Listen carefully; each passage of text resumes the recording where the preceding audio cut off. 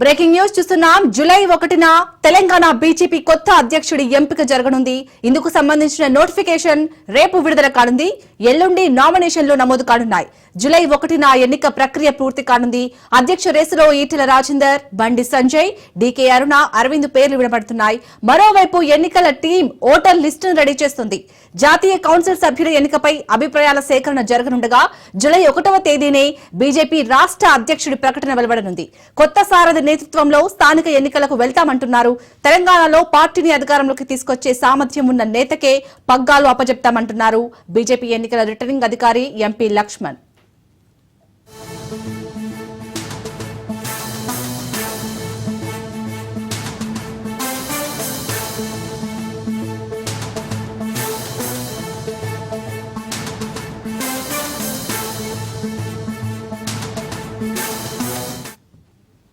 July 1న Telangana BJP కొత్త అధ్యక్షుడి ఎంపిక జరగనుంది. ఇందుకు సంబంధించిన నోటిఫికేషన్ రేపు విడుదల కానుంది. ఎల్లుండి నామినేషన్లు నమోదు కానున్నాయి. జూలై 1న ఎన్నిక ప్రక్రియ పూర్తి కానుంది. అధ్యక్ష రేసులో ఈటెల రాజేందర్, బండి సంజయ్, డీకే అరుణ, అరవింద్ పేర్లు వినపడుతున్నాయి. మరోవైపు ఎన్నికల టీం ఓటర్ లిస్టును రెడీ చేస్తుంది. జాతీయ కౌన్సిల్ సభ్యుల ఎన్నికపై అభిప్రాయాల సేకరణ జరగనుండగా జూలై 1వ తేదీనే బీజేపీ రాష్ట్ర అధ్యక్షుడి ప్రకటన వెలువడనుంది. కొత్త సారథి నేతృత్వంలో స్థానిక ఎన్నికలకు వెళ్తామంటున్నారు. తెలంగాణలో పార్టీని అధికారంలోకి తీసుకొచ్చే సామర్థ్యం ఉన్న నేతకే పగ్గాలు అప్పజెప్తామంటున్నారు బీజేపీ ఎన్నికల రిటర్నింగ్ అధికారి ఎంపీ లక్ష్మణ్.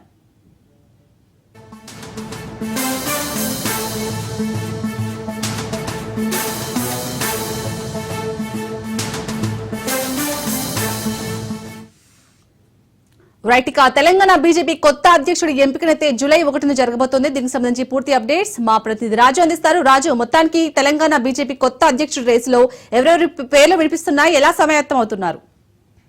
రైట్ శాలిని, ఎప్పుడెప్పుడు అంటూ ఎదురు చూస్తున్నటువంటి బీజేపీ నూతన రథసారథికి రంగం సిద్ధమైంది. ఇప్పటికే బీజేపీ నూతన అధ్యక్షుడు, రాష్ట్ర అధ్యక్షుడు ఎంపికకు సంబంధించి రేపు నోటిఫికేషన్ విడుదల కానుంది. అయితే సోమవారం ఈ నెల 30వ తేదీన నామినేషన్ల దరఖాస్తు కార్యక్రమం ఉంటుంది. ఇప్పటికే భారీ ఎత్తున ఆశావాహులు, బీజేపీ రాష్ట్ర అధ్యక్ష పదవికి ఆశావాహులు పెద్ద ఎత్తున ఉన్న నేపథ్యంలో ఎన్నికలు నిర్వహించాలని అధిష్టానం నిర్ణయించింది. అయితే ఈ నెల 30వ తేదీన నామినేషన్ల స్వీకరిస్తారు ఆశావాహుల నుంచి. ఆ తర్వాత జూలై 1వ తేదీన ఎన్నిక ఉండబోతా ఉంది. ఈ ఎన్నికల్లో బీజేపీ జిల్లా అధ్యక్షులతో పాటు కౌన్సిల్ మెంబర్స్ కూడా ఇందులో పార్టిసిపేట్ చేశారు. ఎన్నికలో వారికి ఓటర్ లిస్టుకి సంబంధించి ఇప్పటికే బీజేపీ రాష్ట్ర నాయకత్వం కసరత్తు చేస్తున్నటువంటి పరిస్థితి అయితే ఉంది. ప్రధానంగా బీజేపీ అధ్యక్ష రేసులో బండి సంజయ్తో పాటు అటు ప్రధానంగా ఈటెల రాజేందర్ తో పాటుగానే ఎంపీగా ఉన్నటువంటి నిజామాబాద్ ఎంపీ అరవింద్, అదేవిధంగా మహబూబ్ నగర్ ఎంపీగా ఉన్నటువంటి డీకే అరుణ, వీరు ఈ నలుగురు పోటీ పడుతున్నటువంటి పరిస్థితి అయితే ఉంది. ప్రధాన పోటీ కూడా అటు మల్కజ్గిరి ఎంపీ ఈటెల రాజేందర్ తో పాటు అటు ధర్మపురి అరవింద్ మధ్య ఉండనున్నట్లు తెలుస్తా ఉంది. అయితే ఎవరెవరు ఈ యొక్క నామినేషన్లు దాఖలు చేస్తారు, ఆ నామినేషన్లలో ఎవరి వైపు పార్టీ ముఖ్య నేతలు, డీసీసీ జిల్లా అధ్యక్షులు, వారితో పాటుగానే కౌన్సిల్ మెంబర్స్ మొగ్గు చూపుతారు అనేది కూడా తెలియాల్సినటువంటి అవసరం అయితే ఉంది. ఇప్పటికే బీసీకి బీజేపీ రాష్ట్ర రథసారథి అవకాశం ఇస్తాము అనేది అధిష్టానం చెప్పకనే చెప్తున్న నేపథ్యంలో కూడా ఇరువురు నేతలు కూడా బీసీ సామాజిక వర్గానికి చెందినటువంటి నేతలు ఈటెల రాజేందర్ తో పాటుగానే అటు అరవింద్ కుమార్ కూడా ధర్మపురి అరవింద్ బీసీ సామాజిక వర్గ నేత. అయితే ఈ ఇరువురు నేతల మధ్యనే టఫ్ ఫైట్ ఉండేటటువంటి అవకాశం అయితే కనిపిస్తా ఉంది. అయితే రేపు ఈ బీజేపీ రాష్ట్ర అధ్యక్షుడి ఎన్నికకు సంబంధించి నోటిఫికేషన్ అధిష్టానం విడుదల చేయబోతా ఉంది. ఆ తర్వాత ఈ నెల 30వ తేదీన నామినేషన్ల స్వీకరణ, జూలై 1వ తేదీన ఎన్నిక ఉండనున్నట్లయితే తెలుస్తా ఉంది. అలాగే రాజు, జాతీయ కౌన్సిల్ సభ్యుల ఎన్నికపై కూడా అభిప్రాయాల సేకరణ జరుగుతున్నట్టుగా తెలుస్తుంది. దీనికి సంబంధించి డీటెయిల్స్. జాతీయ కౌన్సిల్ సభ్యులకు సంబంధించి ఎంపికకు సంబంధించి ఇప్పటికే కసరత్తు జరుగుతూ ఉంది. అందుకు సంబంధించి కూడా క్షేత్రస్థాయిలో మరింత బీజేపీని బలోపేతం చేసేందుకు ఇప్పటికే వ్యూహరచన చేస్తూ ఉంది. అందులో భాగంగానే జాతీయ కౌన్సిల్ సభ్యులను కూడా ఎన్నుకోవడంలో రాష్ట్ర ముఖ్య నేతల కీలక పాత్ర ఉంటుంది కాబట్టి అందుకు సంబంధించినటువంటి కసరత్తు కూడా కొనసాగుతున్నటువంటి పరిస్థితి అయితే కనిపిస్తోంది. మరోవైపు ఈ యొక్క రాష్ట్ర అధ్యక్షుడి ఎంపికకు సంబంధించి కూడా కీలకమైనటువంటి అంశం ఎప్పుడెప్పుడు అంటూ ఎదురు చూస్తున్నటువంటి నేపథ్యంలో కూడా ఇప్పటికే రంగం సిద్ధమైనటువంటి పరిస్థితి అయితే ఉంది. ఇటీవల ఈటెల రాజేందర్ కు అధ్యక్ష పదవి కట్టబెడతారు అనేటటువంటి ప్రచారం జరిగిన నేపథ్యంలో రాష్ట్ర ముఖ్య నేతలు కొందరు అభ్యంతరం వ్యక్తం చేసిన నేపథ్యంలో ఎన్నికలు నిర్వహించాలనేటటువంటి భావనలో అధిష్టానం ఉన్నట్లు తెలుస్తాం. అంటే ఏ సమీకరణ దృష్టిలో పెట్టుకొని ఎన్నిక జరుగుతుంది? పూర్తి స్థాయిలో అటు ముఖ్య నేతలు ఆశావాహుల నుంచి రాష్ట్రంలోని ముఖ్య నేతలు జిల్లా అధ్యక్షులు ఎవరైతే ఉన్నారో వారితో పాటుగానే రాష్ట్ర కౌన్సిల్ మెంబర్స్ ఎవరైతే ఉన్నారో బీజేపీ రాష్ట్ర కౌన్సిల్ మెంబర్స్ వారు బలాబలాలను చూసుకొని ఇప్పటికే ఈటెల రాజేందర్ అందరినీ ముందుకు వెళ్తున్నటువంటి నేతగా ఉన్నారు.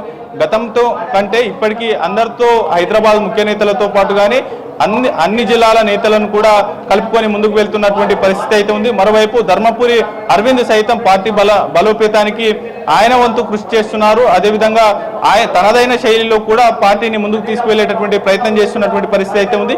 అయితే వివిధ సామాజిక సమీకరణాలను దృష్టిలో పెట్టుకొని ఈ యొక్క ఎంపిక ఉండనున్నట్లు తెలుస్తా ఉంది. అయితే బీసీ సామాజిక వర్గానికి కట్టబెట్టాలనేటటువంటి ఆలోచనలో అధిష్టానం ఉన్నట్లు తెలుస్తా ఉంది. అందులో భాగంగానే ఈ ఇరువురు నేతల మధ్య ఫైట్ ఉండేటటువంటి అవకాశం ఉంది. చివరి నిమిషంలో బండి సంజయ్ పేరు కూడా తెరపైకి వస్తున్నటువంటి పరిస్థితి అయితే కనిపిస్తా ఉంది. Right, thank you Raju.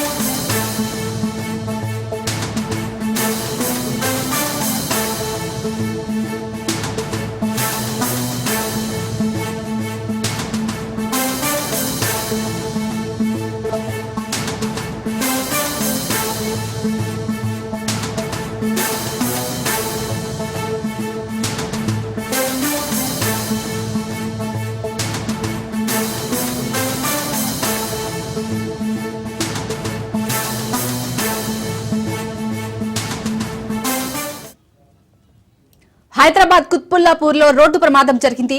RTC బస్సును ద్విచక్ర వాహనం ఢీకొట్టింది. బస్సు యూటర్న్ తీసుకుంటుండగా ఈ ప్రమాదం జరిగింది. జీడిమెట్ల పిఎస్ ఎదుటే ఈ రోడ్డు ప్రమాదం చోటు చేసుకుంది. ప్రమాదంలో 2 యువకులకు గాయాలయ్యాయి. దీంతో చికిత్స నిమిత్తం యువకుల్ని ఆసుపత్రికి తరలించారు.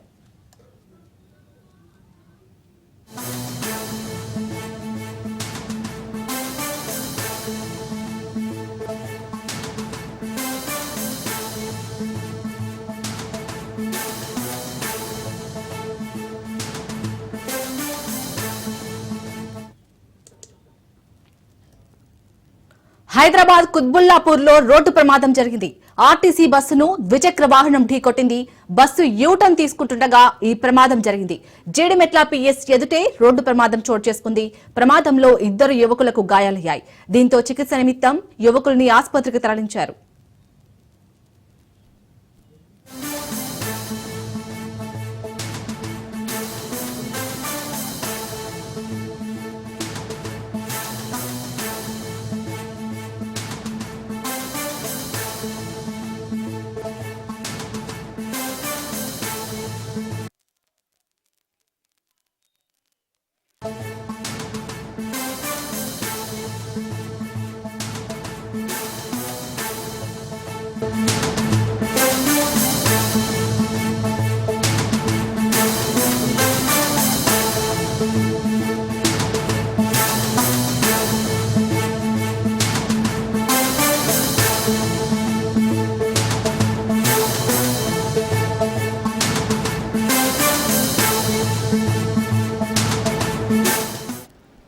హైదరాబాద్ లోని జీహెచ్ఎంసీ ఆఫీస్ వద్ద ఉద్రిక్తత పరిస్థితులు నెలకొన్నాయి.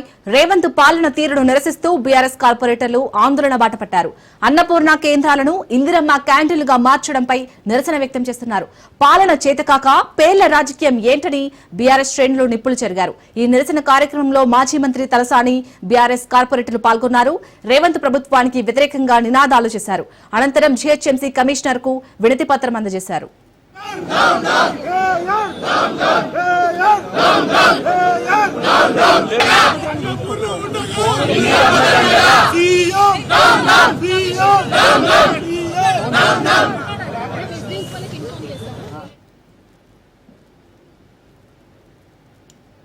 హైదరాబాద్ లోని జీహెచ్ఎంసీ ఆఫీస్ వద్ద ఉద్రిక్తత పరిస్థితులు నెలకొన్నాయి. రేవంత్ పాలన తీరును నిరసిస్తూ బీఆర్ఎస్ కార్పొరేటర్లు ఆందోళన బాటపట్టారు.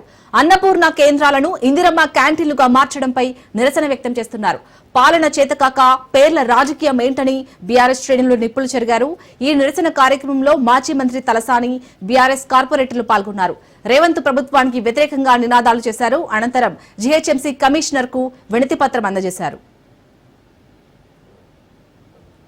10 సంవత్సరాలు కేసీఆర్ గారి పరిపాలన ఉన్నప్పుడు హైదరాబాద్ జంట నగరాలకు లక్షలాది మంది చదువుకునేటువంటి విద్యార్థులు, నిరుద్యోగులు, వలస వచ్చిన వాళ్ళు, పేదరికంలో ఉన్న వాళ్ళని అందరినీ దృష్టిలో ఉంచుకొని అన్నపూర్ణ అని 5 రూపాయలకే భోజనం పెట్టాలి, క్వాలిటీ భోజనం పెట్టాలి అనేటువంటి సంకల్పంతో ఆ రోజు వారి కార్యక్రమం అది భారీ ఎత్తున సక్సెస్ అయింది. ఆ రోజు 150 క్యాంటీన్లు మన ప్రభుత్వం ఉన్నప్పుడు ఏర్పాటు చేయడం జరిగింది. దాన్ని ఎక్స్పెండ్ చేసుకుంటూ గ్రేటర్ హైదరాబాద్ పరిధిలో అన్ని ప్రాంతాలలో విస్తరించాలనేటువంటి సంకల్పంతో ఆ కార్యక్రమాన్ని తీసుకున్న తర్వాత మరి బ్రహ్మాండమైనటువంటి రెస్పాన్స్ ఉంది. మనం తినే భోజనాన్ని అన్నపూర్ణ అంటాం. మనం పండించే పంటను కూడా రైతు అన్నపూర్ణగా భావించేటువంటి గొప్ప పేరుని కేసీఆర్ గారు నామకరణం చేస్తే కాంగ్రెస్ ప్రభుత్వం నిన్న మొన్న ఒక నిర్ణయం తీసుకుంది. ఒక్క కౌంటర్ పెంచలే, 150 కౌంటర్లు ఉంటే దాంట్లో 20 బంద్ అయినాయి, 20 క్లోజ్ అయినాయి. దాని గురించి దిక్కు లేదు. ఈ రోజు ఇందిరమ్మ పేరు పెడతామని చెప్పి ఏం ఉద్ధరించారని ఇందిరమ్మ పేరు పెడతారు? మీరేమన్నా క్వాలిటీ చెక్ చేస్తలేరు, దాని క్వాంటిటీ చెక్ చేస్తలేరు, విస్తరించాలనేటువంటి ప్రయత్నం జరుగుతలేదు. ఒకవేళ మీరు ఏదైనా పేరు మార్చాలనే నిర్ణయం ఇట్లా చేయాలనుకుంటే కౌన్సిల్ ఏర్పాటు చేయండి. ఇక్కడ మా ప్రజాప్రతినిధులందరూ 150 మంది కార్పొరేటర్లు ఉండేటువంటి కౌన్సిల్ ఎక్స్ ఆఫీషియో కూడా ఉన్నారు. వాళ్ళందరూ అభిప్రాయం తీసుకోండి. అభిప్రాయం తీసుకొని మీరు ఇట్లా పేరు మార్చాలనేటువంటి ఉద్దేశం మీకు ఏదైనా ఉంటే, లేకపోతే మీరు కొత్తగా ఏదైనా స్కీమ్ తెచ్చి మీరు పేరు పెట్టుకోండి, అభ్యంతరం లేదు. ఇది రెగ్యులర్ గా అనేక సంవత్సరాల నుంచి జరుగుతున్నటువంటి కార్యక్రమాన్ని, పేదవాళ్ళు ఇష్టంగా భావించేటువంటి కార్యక్రమాన్ని మరి మీరు ఇట్లా పేర్లు మారుస్తామంటే మీరు ఆల్రెడీ 6 గ్యారెంటీలు ఇచ్చారు. దానికి మీరు ఏమైనా పేర్లు పెట్టుకోండి చేసి. 10 సంవత్సరాలు విశాఖ 7వ అదనపు జిల్లా కోర్టు సంచలన తీర్పు వెలువరించింది. ఓ కేసులో జిల్లా కలెక్టర్ కుర్చీ, కారుతో పాటు ఫర్నిచర్ అటాచ్ చేయాలంటూ ఆదేశాలు జారీ చేసింది. ప్రభుత్వ న్యాయవాదికి గౌరవ వేతనం చెల్లించకపోవడంపై కోర్టు సీరియస్ అయింది. 2015 ఏప్రిల్ నుంచి 2021 వరకు విశాఖ కోర్టులో ప్లీడర్ గా పనిచేశారు రవికుమార్. అయితే ఆయనకు సుమారు 54 లక్షల రూపాయల వేతన బకాయిలు పెండింగ్ లో ఉన్నాయి. ఈ నేపథ్యంలోనే వడ్డీతో కలిపి చెల్లించాలంటూ కోర్టు ఆదేశాలు జారీ చేసింది. మరోవైపు విశాఖ జిల్లా కలెక్టర్ హరీంద్ర ప్రసాద్ కారుని రహస్య ప్రదేశంలో కలెక్టర్ సిబ్బంది దాచిపెట్టింది.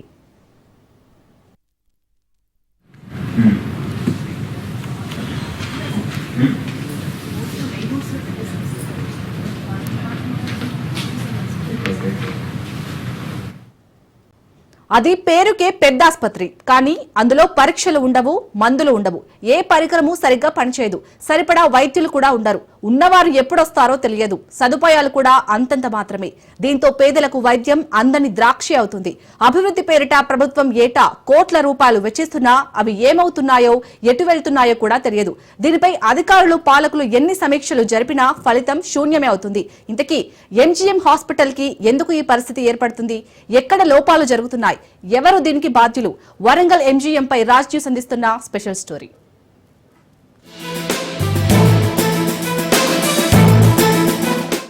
ఉత్తర తెలంగాణలోనే మెరుగైన వైద్య సేవలు అందించిన సూపర్ స్పెషాలిటీ ప్రభుత్వ హాస్పిటల్ ఎంజీఎం హాస్పిటల్. ఇటు తెలంగాణలోని ఉమ్మడి కరీంనగర్, ఖమ్మం, వరంగల్, ఆదిలాబాద్తో పాటు ఇటు మహారాష్ట్ర, ఛత్తీస్గఢ్ ప్రజలు కూడా నిత్యం వేలాది మందికి మెరుగైన వైద్య సేవలు అందించిన ఎంజీఎం హాస్పిటల్ ప్రస్తుతం నిర్లక్ష్యపు నీడలో సమస్య వలయంలో కొట్టుమిట్టాడుతుంది. ఎంజిఎంలో ప్రస్తుత పరిస్థితులపై రాజ్ న్యూస్ అందిస్తున్న గ్రౌండ్ రిపోర్ట్.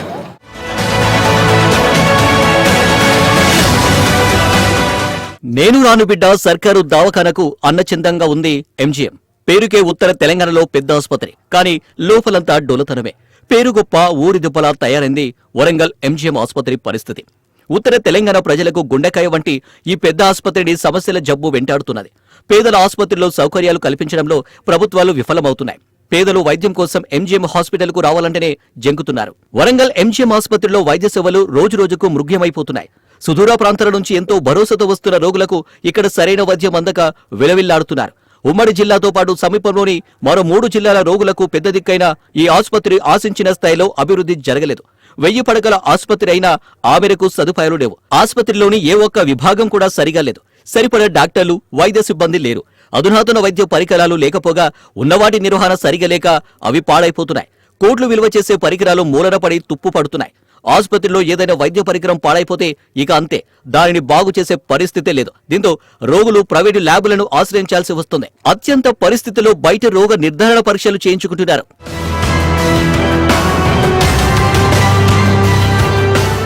వరంగల్లోని ఎంజీఎం ఆసుపత్రి పేరుకే పెద్ద ఆసుపత్రిగా పేరు ఉంది. కానీ ఈ ఆసుపత్రికే వైద్య చికిత్స అందించాల్సిన పరిస్థితి ఎదురైంది. సమస్యలకు నిలయంగా వరంగల్ ఎంజీఎం మారింది. ఇక్కడికి వచ్చే పేషెంట్స్ కు ఎలాంటి ట్రీట్మెంట్ చేయరు. వారికి మందులు కావాలంటే సగం ఇక్కడ ఇస్తారు, సగం బయట తీసుకోమని చెబుతారని ఆరోపణలున్నాయి.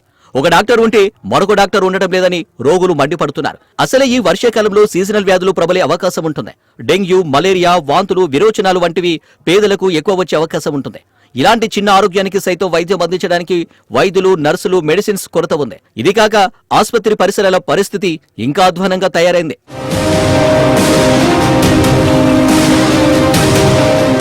ఉమ్మడి వరంగల్ జిల్లాతో పాటు ఖమ్మం, కరీంనగర్, ఆదిలాబాద్, మహారాష్ట్ర, ఛత్తీస్గఢ్ నుండి నిరుపేద రోగులు నిత్యం వైద్యం కోసం ఎంజీఎం ఆసుపత్రిలో వస్తుంటారు. అయితే ఆసుపత్రిలో సమస్యల పరిష్కారం కోసం ఎంతో ఆర్భాటంగా ఏర్పాటు చేసిన ఫిర్యాదుల పెట్టెను ఏర్పాటు చేశారు. కానీ ఫిర్యాదుల పెట్టెను ఎవరూ పట్టించుకోవడం లేదు. ఎక్కడైనా ఎవరైనా డబ్బులు అడిగితే ఫిర్యాదు చేయవచ్చని అధికారులు ఈ పెట్టెను ఏర్పాటు చేశారు. పేరుకే అది ఫిర్యాదుల పెట్టె, కానీ అధికారులు మాత్రం అటువైపు కన్నెత్తి కూడా చూడరు.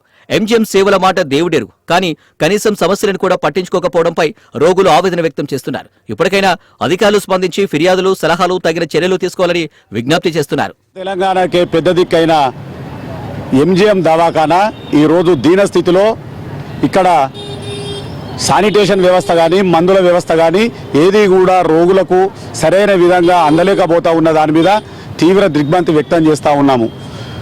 ప్రభుత్వం విద్యకు, వైద్యానికి అధిక నిధులు కేటాయించినా ఇక్కడ పర్యవేక్షణ చేసే సూపరింటెండెంట్ కానీ, ఆర్ఎంఓ గారు కానీ విధులు కనుక సక్రమంగా నిర్వర్తించేది ఉంటే ఇక్కడ మెరుగైన వైద్య సౌకర్యాలు పేదలకు అందుతాయి. సుమారుగా 1000 నుంచి 1500 మంది ఇన్పేషెంట్లు ఇక్కడ జాయిన్ అవుతా ఉన్నారు.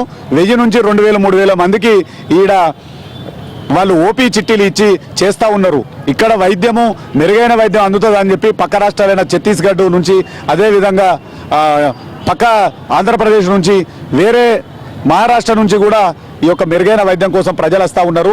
కానీ ఇక్కడ వైద్యుల నిర్లక్ష్యము, ఈ యొక్క కాంట్రాక్టు ఏదైతే శానిటేషన్ కాంట్రాక్టర్ ఉన్నారో వాళ్ళ నిర్లక్ష్యం వల్ల ఈ యొక్క హాస్పిటల్కు చెడ్డ పేరు వస్తూ ఉన్నది. వరంగల్లోని డయాగ్నోస్టిక్ సెంటర్ చాలా వరకు పనిచేయడం లేదు.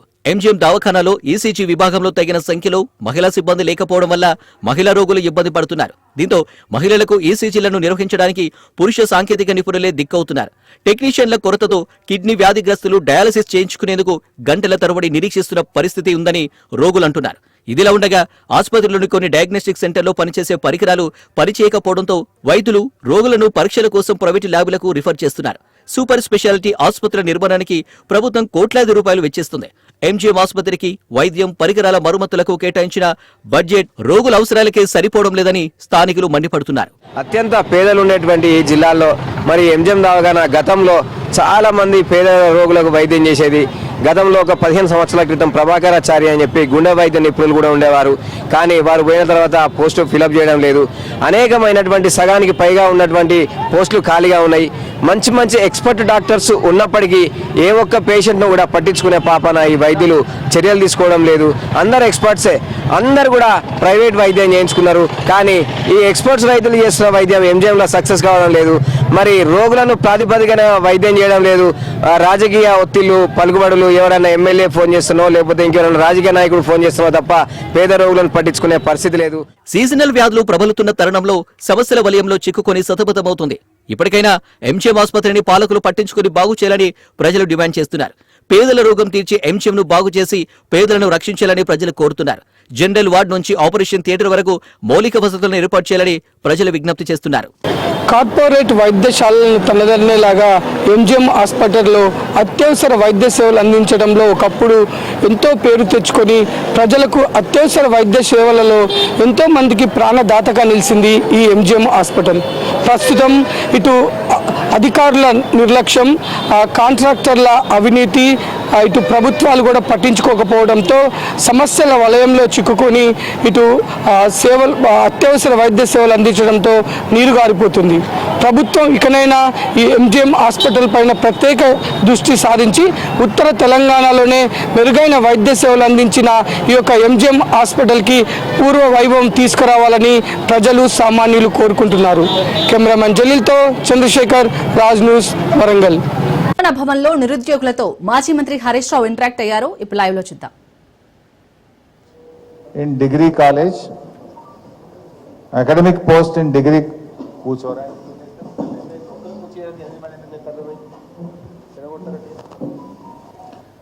degree lecturers equivalent post in residential degree colleges. ఇదేమన్నా వచ్చిందా? జూన్ 25లో నోటిఫికేషన్ ఇస్తామన్నారు, ఇది కూడా రాలేదు. No. Okay. Then Group 2 including the forest range officers, all 16 category of posts mentioned in GO 55 May 2025లో నోటిఫికేషన్ ఇస్తామన్నారు, ఇది కూడా రాలేదు.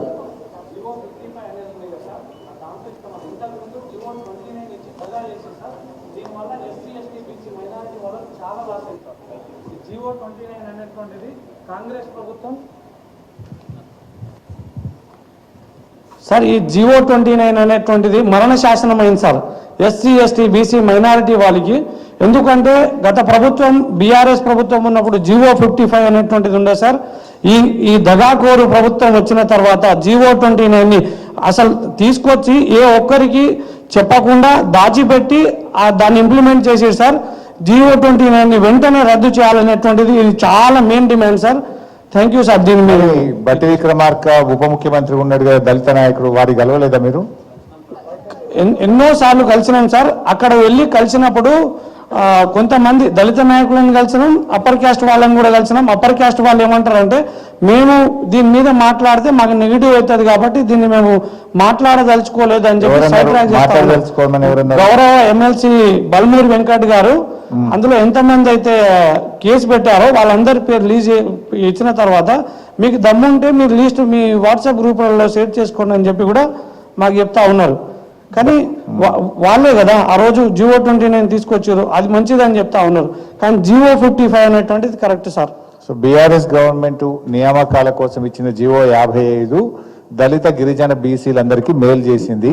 కాంగ్రెస్ ప్రభుత్వం దాన్ని మార్చి తెచ్చిన GO 29 వల్ల ఎస్సీ, ఎస్టీ, బీసీలకు ఉద్యోగ నియామకాల్లో అన్యాయం జరుగుతుంది. ఇది you want to say, right?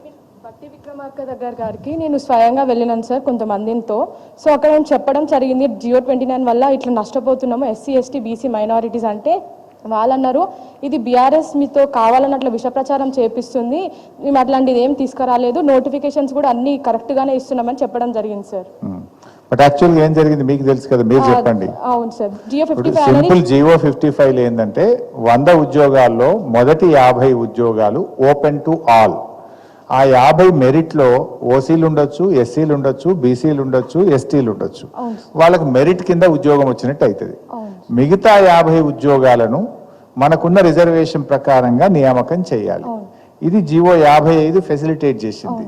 GO 29కి పోతే ఏమైతుంది అంటే మొదటి 50లో సపోజ్ ఒక 4 ఎస్సీలకు ఉద్యోగం వచ్చింది అనుకో, వీళ్ళు ఏం చేస్తుండ్రు 16 రిజర్వేషన్ ఎస్సీలకు, 16లో నుంచి 4 తీసి 12 మాత్రమే ఇస్తున్నారు. కానీ GO 55 ఏం చెప్తుందంటే మొదటి 50 లెక్క పెట్టాము, అది మెరిటు, అందులో అందరూ రావచ్చు. ఈ కింది 50లో 16 ఎస్సీలకు పక్కన పెట్టి వాళ్ళకి ఇవ్వాలి, 10 ఎస్టీలకు పక్కకు పెట్టి వాళ్ళకి ఇవ్వాలి అనేది జీవో 55 చెప్పింది. కానీ కాంగ్రెస్ తెచ్చిన జీవో 29 ఏం చేస్తుంది అంటే, సపోజ్ ఒక పిల్లోడు ఎస్టీ పిల్లోడు బాగా మెరిట్లో, అమ్మాయి బాగా చదివి మెరిట్లో 2 ఉద్యోగాలు వచ్చినాయి మొదటి 50లో, అప్పుడు 10 రావాలి కదా. ఆ 2 వచ్చినాయి కదా, 8 ఇస్తా అంటుంది కాంగ్రెస్. బీఆర్ఎస్ ఏమన్నదంటే ఆ 2 మెరిట్లు వచ్చింది, వాళ్ళ తెలివితేటలతో వచ్చినాయి, అది రిజర్వేషన్లో రాదు, కింది 50లో వాళ్ళకు 10 లెక్కబెట్టి ఎస్టీలకు ఇవ్వాలని చెప్పింది బీఆర్ఎస్. కానీ కాంగ్రెస్ వాళ్ళు ఏం చేస్తున్నారంటే వీళ్ళు ఇచ్చిన జీవో 29లో ఆ 2 తీసేసి 8 మాత్రమే ఇస్తామంటున్నారు. ఇది మరి ఎందుకు వాళ్ళకి అర్థమైతలేదో తెలియట్లేదు. మళ్ళీ దాంట్లో ఇంకో ఇష్యూ ఏంటంటే సార్, గ్రూప్ 1లో 2 హాల్ టికెట్స్ ఇచ్చినారు. యూపీఎస్సీ మోస్ట్ ప్రెస్టీజియస్ స్టాండ్సే ఒక హాల్ టికెట్ ఇస్తే వీళ్ళు 2 హాల్ టికెట్స్ ఎందుకు ఇచ్చినారో కూడా మాకు చెప్పలేదు సార్ ఇంతవరకు. Right, thank you. ఇంకెవరన్నా మాట్లాడు, నువ్వు మాట్లాడగలుగుతావు. ఉమెన్ రిజర్వేషన్ క్విక్గా చెప్పండి. అండ్ ఇంకొకటి ఈ జీవో 3 అనేది ఇచ్చారు సార్, జీవో 3, జీవో 35 అని ఇచ్చారు. సో అందులో 33% ఉమెన్ రిజర్వేషన్, ఎందుకంటే వర్టికల్ నుంచి హారిజాంటల్కి చేంజ్ చేశారు సార్. హారిజాంటల్ చేంజ్ చేసిన తర్వాత స్పెషల్ రిజర్వేషన్ కేటగిరీలో ఉమెన్ రిజర్వేషన్ వస్తుంది, 33% ఇవ్వాలి. అడిక్వసీ ఖచ్చితంగా మెయింటైన్ చేయాలి కదా సార్. ఇప్పుడు గ్రూప్ 2లో గ్రూప్ 3లో అది లేదు. గ్రూప్ 1లో అంటే మెరిట్లో వచ్చారు ఉమెన్ కాబట్టి అది ఫుల్ఫిల్ అయింది, కానీ గ్రూప్ 2లో గ్రూప్ 3లో అలా జరగలేదు సార్. సో ఆల్మోస్ట్ ఒక గ్రూప్ 2లోనే 80 ఉమెన్ క్యాండిడేట్స్ లాస్ అయిపోయినారు అనమాట జాబ్. అందులో ఎక్కువ ఏమంటారు నష్టపోయింది ఎవరు అంటే ఎస్సీ కేటగిరీ నుంచి వచ్చిన ఉమెన్ లాస్ అయినారు సార్. సో ఇది కూడా one of the major issue. ఇది ఎక్కడ ప్రాబ్లం అవుతుందంటే ఇంప్లిమెంటేషన్లో ప్రాబ్లం అవుతుంది సార్. మేము టీజీపీఎస్సీని కన్సల్ట్ అయినా కానీ మీరు ఎందుకు ఇట్లా చేస్తున్నారంటే మాకు ప్రాపర్ గైడ్ లైన్స్ ఇవ్వలేదు, మీరు గైడ్ లైన్స్ తెచ్చుకోండి మేము చేస్తాం.